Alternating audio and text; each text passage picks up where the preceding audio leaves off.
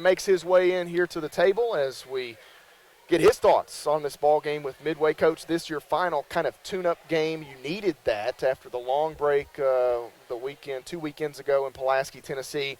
An impressive performance here tonight.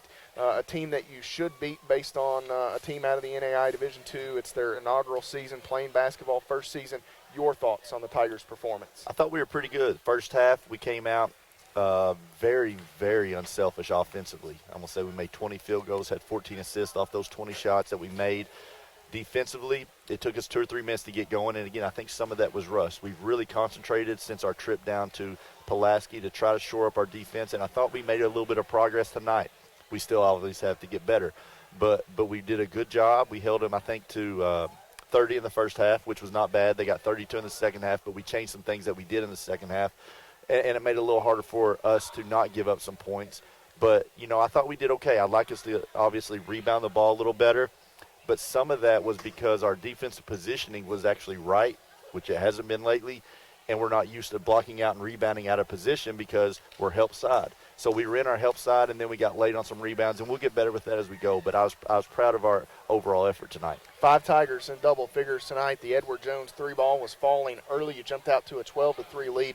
Never looked back. What clicked offensively in the first half? Making the extra pass. I'm going to say we had a lot of open shots, and instead of taking the first one, as the defense rotated, we'd make the extra pass to our guys. And, again, it goes from 20 shots and 14 assists. Guys weren't settling for it, and we just bought into the team concept on offense. And, again, it's sort of contagious. Once one guy does it and we make a shot, the next guy does it because, again, they're getting praise from everybody out there. And you can see our team sort of maturing a little bit, and some of the selfishness was wearing off that we've had. And, again, it's not selfishness from a standpoint of our guys don't care and don't want to win and are just worried about themselves.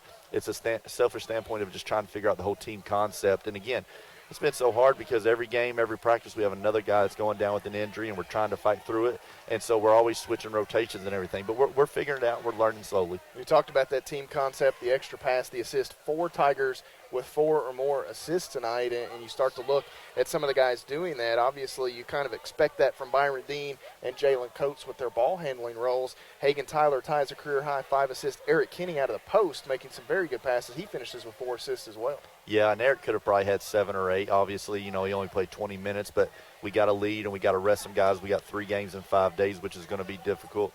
Andre Applewhite, he ended up with 0 assists, but he was as good of a passer in the zone, and he does a great job whenever we get zoned in the high post of helping guys get open. Excuse me. And, again, our post and our high post, if you can get it there in the zone, they really make it hard for the defenses.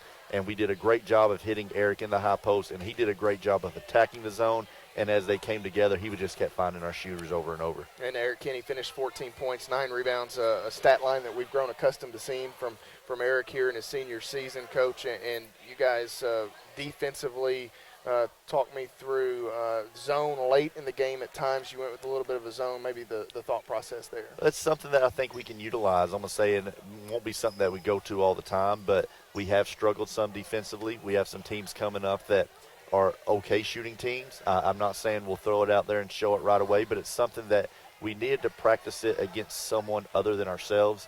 Whenever we're doing it in our practice setting, our offense understands how to beat our zone.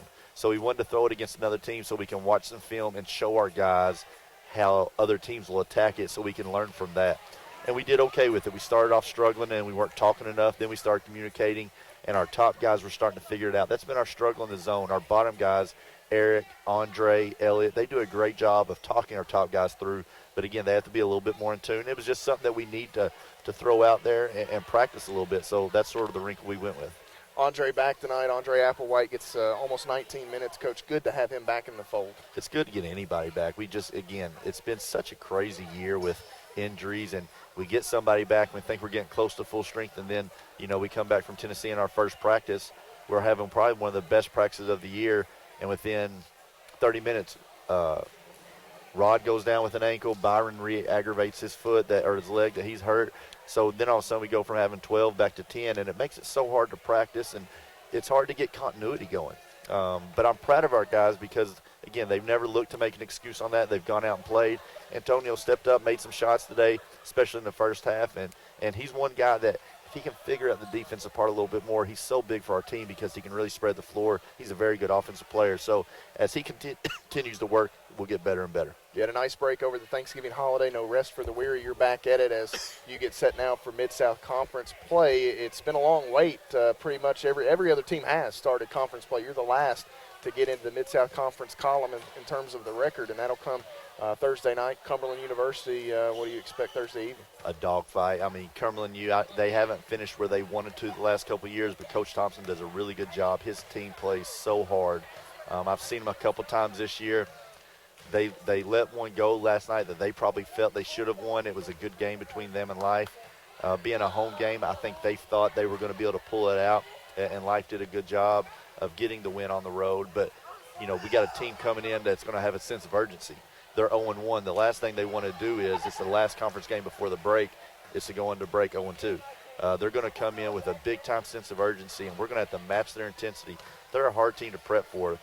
Within 9 minutes last night, they'd already played 12 guys. Very similar, but they like to attack the rim. They really do a great job of attacking the offensive glass. It's something that tonight I thought we struggled with. So if we can shore up that, I think we'll have a really good chance. But it's going to be a dogfight. Every game in the conference is. If you look around the 2 nights that we've had conference games, very few teams have even got 70 points. There hasn't really been any blowouts. They've all been great games. You had a double overtime game, single digits. That's just the way our conference is. It doesn't matter who you're playing, night in and night out. It's going to be a dogfight. And just to touch on this, you mentioned last night it was a dogfight with Life. They're playing that Saturday, Monday, now back Thursday, Saturday. It's new for the Mid-South. They're trying something different. This is gonna be difficult for certain teams. Yeah, absolutely. And again, I guess you could say we sort of got lucky. We were supposed to play last night against St. Catherine, who unfortunately closed, and that's where the Midway game came. So we're, to me, a little bit behind. We're going to come in probably with a little bit of nerves that other teams have already got to shake off with the conference schedule. Last night was Cumberland U's first one, and again, not having a travel partner this year for us makes it a little more difficult. We play Thursday. Cumberland U did play Monday, so we got to watch them, but they got a lot more time to recover and rest, where now we have 24 hours to really prep. Lindsay got to watch us tonight. They don't play Thursday, so they'll be here again watching us for Saturday as a scout. It makes it really hard when you don't have a travel partner, but again, we're going to do everything we can, and we're going to be ready to go Thursday. Well, Coach, congratulations on this one, and best of luck Thursday. Thanks, Matt. Appreciate it. Coach Vernon, as the Tigers tonight victorious 92-62 over Midway University.